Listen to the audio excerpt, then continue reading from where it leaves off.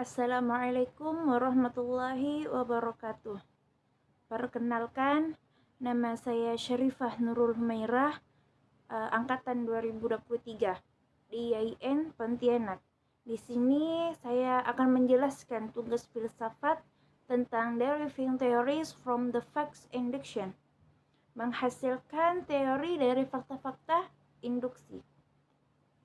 Dalam konteks ilmiah, deriving theories from the facts induction merujuk pada metode atau proses di mana teori atau generalisasi umum dihasilkan berdasarkan pengamatan fakta-fakta yang ada.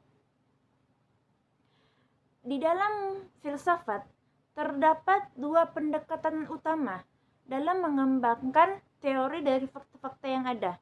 Yang pertama ada dedukasi, dan yang kedua ada induksi. Dedukasi adalah proses penarikan kesimpulan yang melibatkan pemakaian premis kebenarannya untuk mencapai suatu kesimpulan yang pasti. Sementara itu, induksi melibatkan penarikan kesimpulan yang lebih umum dari fakta-fakta khusus yang diamati. Induksi memainkan peran penting dalam metode ilmiah dalam induksi. Kita mengumpulkan data dan pengamatan khusus, lalu mencoba menarik kesimpulan yang lebih umum berdasarkan pola-pola yang terlihat dalam data tersebut. Namun, penting untuk diingat bahwa kesimpulan yang ditarik melalui induksi tidak pernah bisa dianggap sebagai kebenaran mutlak, karena ada kemungkinan adanya data baru yang bisa mengubah atau memperluas pemahaman kita. Salah satu contoh penerapan induksi dalam ilmu pengetahuan adalah hukum gravitasi Newton. Newton ini mengamati gerakan benda di bumi dan mengumpulkan data tentang gaya gravitasi yang bekerja pada benda-benda tersebut. Berdasarkan pengamatan ini, Newton mengembangkan hukum gravitasi yang menyatakan bahwa setiap benda di alam semesta saling menarik dengan gaya yang sebanding dengan massa masing-masing benda dan berbanding terbalik dengan kuadrat jarak di antara mereka. Nah, hukum gravitasi ini kemudian diuji dan diverifikasi melalui eksperimen dan pengamatan yang lebih lanjut. Namun, penting untuk diingat bahwa induksi memiliki keterbatasan.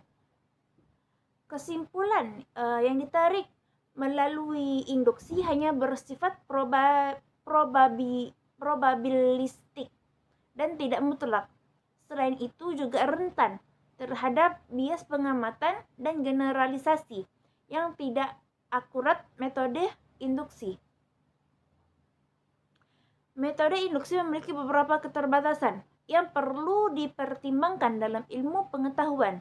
Di antaranya yaitu pertama ada kemungkinan kesalahan. Induksi rentan terhadap kesalahan karena kesimpulan yang ditarik bersifat probabilistik, bukan absolut. Ada kemungkinan adanya data baru yang dapat mengubah atau memperluas pemahaman kita, sehingga kesimpulan yang ditarik melalui induksi selalu terbuka untuk revisi. Yang kedua itu ada bias pengamatan.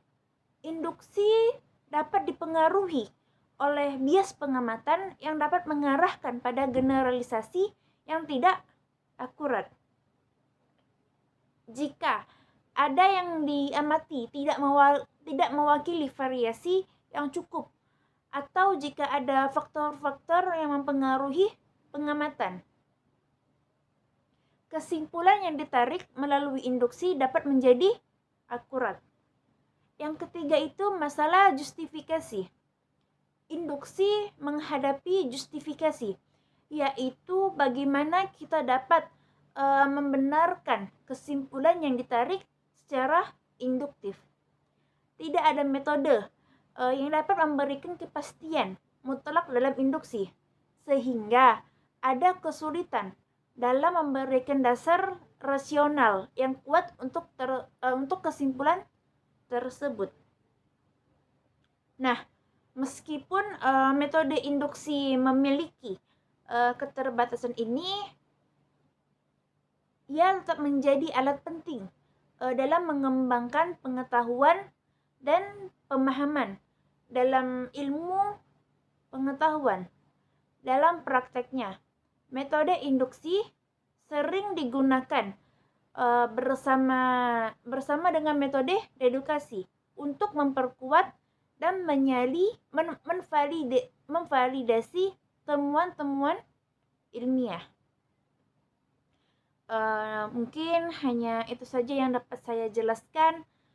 Kurang dan lebihnya saya mohon maaf. Wassalamualaikum warahmatullahi wabarakatuh.